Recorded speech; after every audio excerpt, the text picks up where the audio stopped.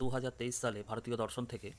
কী কী প্রশ্ন এসেছিল দেখে নাও। আস্তিক ও নাস্তিক দর্শনের মধ্যে পার্থক্য,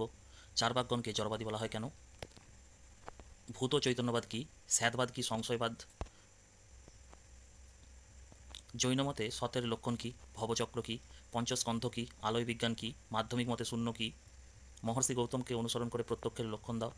প্রত্যভিজ্ঞা কাকে বলে, অসৎ প্রতিপক্ষত্ব কি, বৈশেষিক দর্শনের বৈশেষিক নামকরণ করা হয়েছে কেন,